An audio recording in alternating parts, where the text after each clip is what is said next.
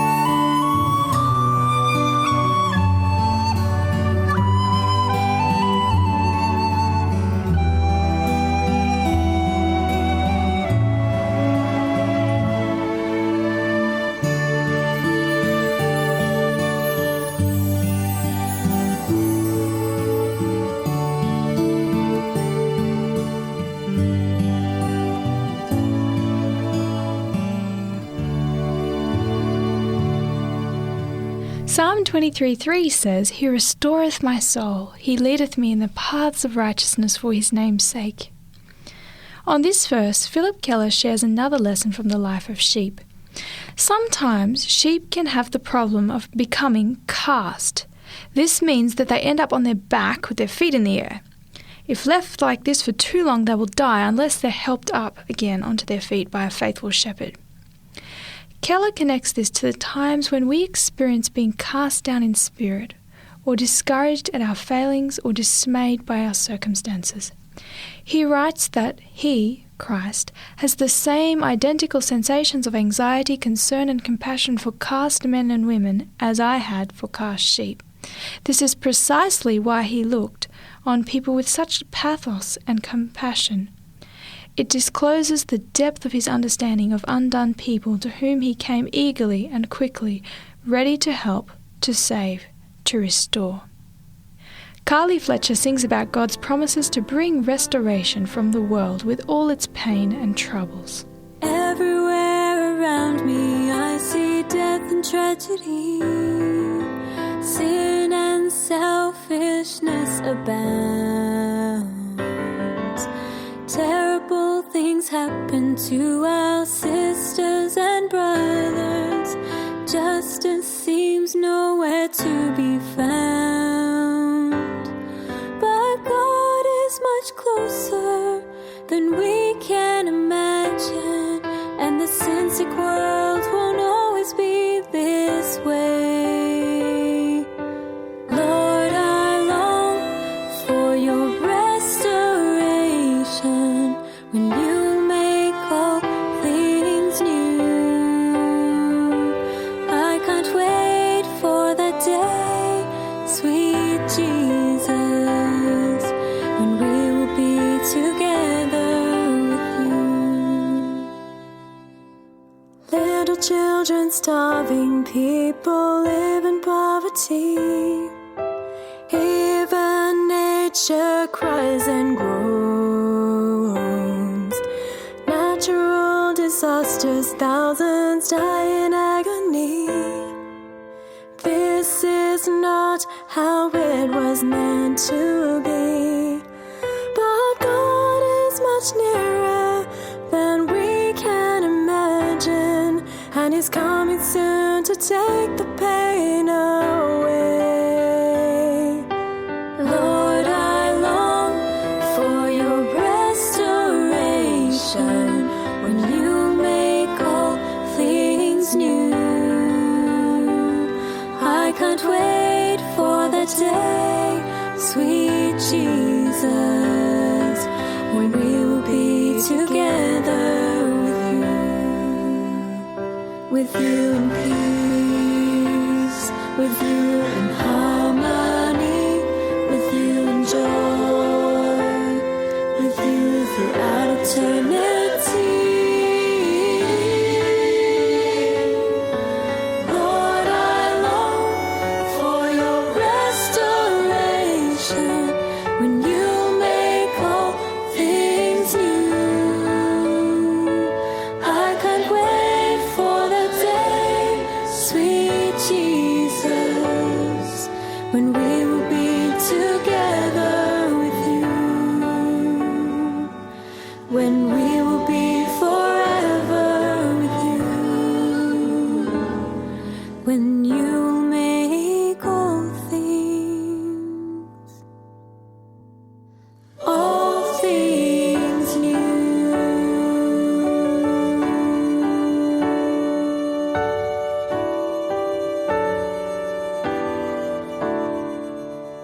The next verse, Psalm 23 verse 4, says, "Yea, though I walk through the valley of the shadow of death, I will fear no evil, for thou art with me.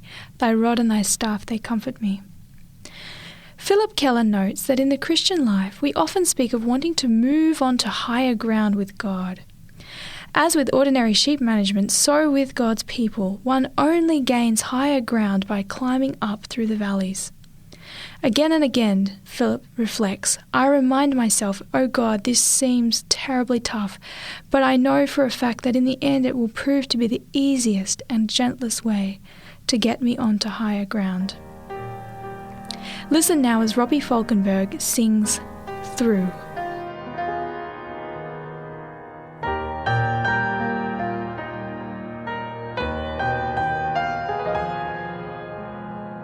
When I saw what lay before me, Lord, I cried, what will you do?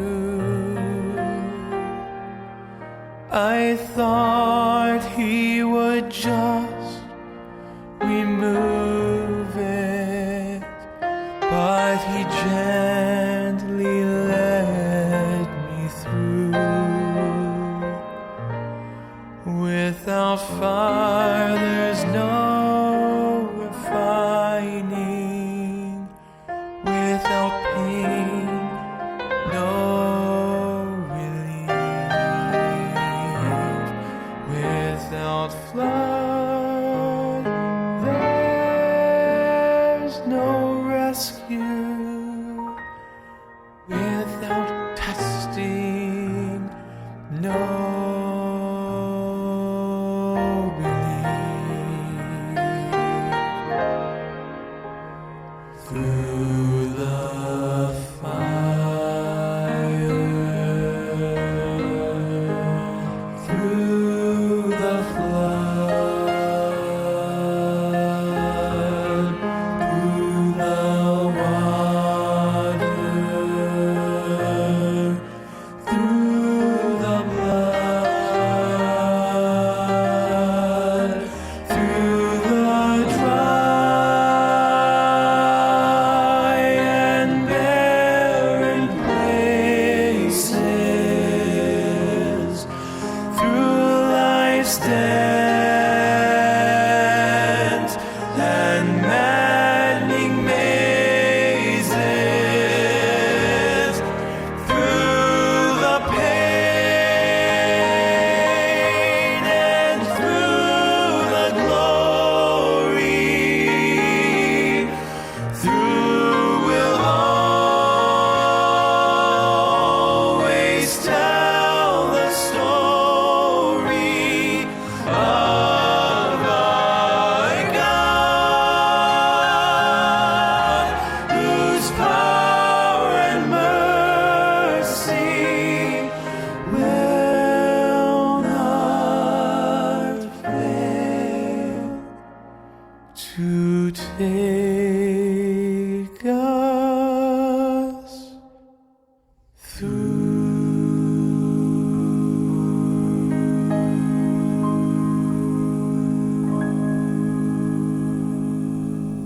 Psalm 23 verse 5 says, Thou preparest a table before me in the presence of mine enemies.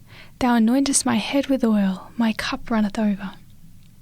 Again, our insightful shepherd sheds some light on this verse. He describes how important it is for a shepherd to go ahead of sheep and prepare their summer grazing pasture by removing poisonous weeds, clearing out the waterholes, and distributing salt and mineral licks for the sheep. He also describes how the sheep must be anointed on their noses with a special oil mixture to prevent the sheep becoming infected with nose flies, a highly irritating pest of the sheep. The parallel here is that Christ has already gone before us into every situation and every extremity that we might encounter. We know he was tempted in all points like we are, and he has made every possible provision for us to cope with the pitfalls of life, Satan, sin, and self. He understands us and has a care and compassion for us beyond our ability to grasp. Listen as the Fountain View Academy sing, God will take care of you.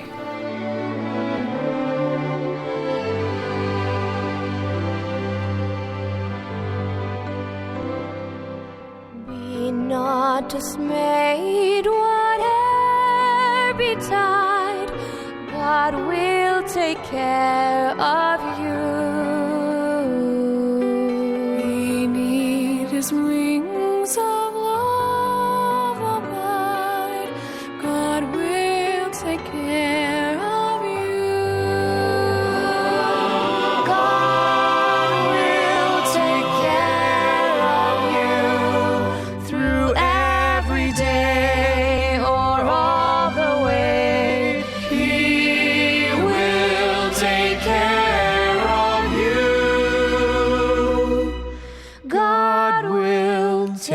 care of you.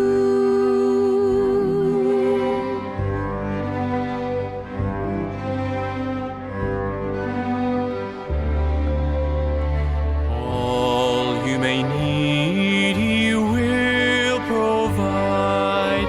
God will take care of you. Nothing you ask will be denied. God will take care of you. God will take care of you through every day or all the way. He will take care of you. God will take care of you.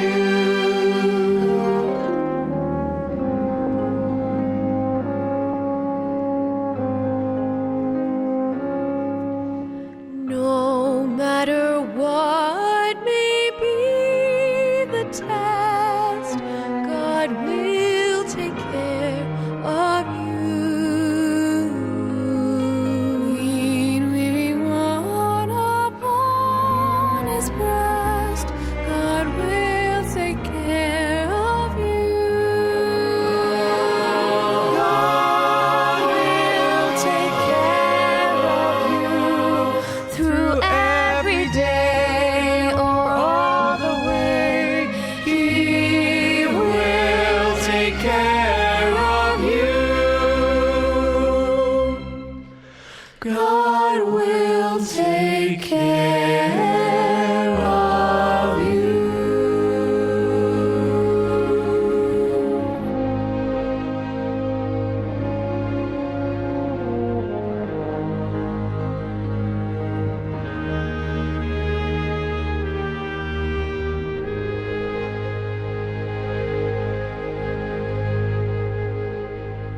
The last verse of Psalm 23 says, "Surely goodness and mercy shall follow me all the days of my life, and I will dwell in the house of the Lord forever." On the subject of a successful Christian walk, Keller considers that it can be summed up in one sentence: live ever aware of God's presence. Recognize and relish His pursuing goodness and mercy in your life, and experience His providential care so that you will simply want to dwell with Him forever. Christian Berdalis shares in our final song today that God wants to be your home. That is, you find a home by living in awareness of His presence.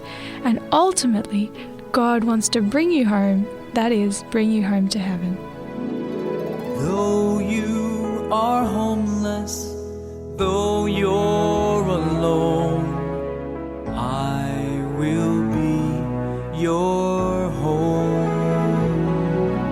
Whatever's the matter, whatever's been done, I will be your home. I will be your home. I will be your home in this fearful, fallen place. I will be your home.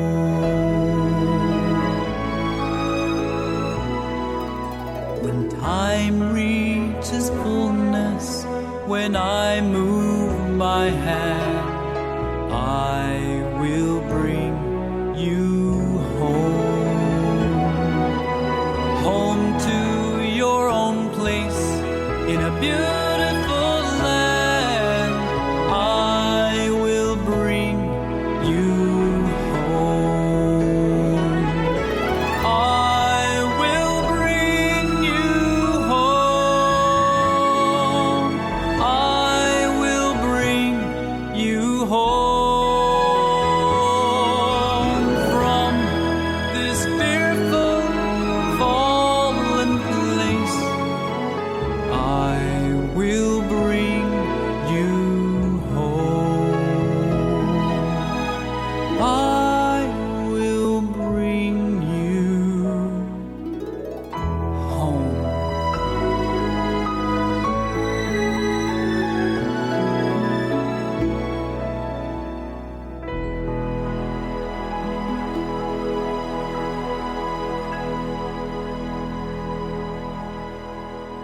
Thank you for joining me on Daily Insights. I hope you've enjoyed this time that we've shared together. I am your host, Kaysie Butler, and may God's goodness, mercy, and providential care follow you all the days of your life. Bye for now.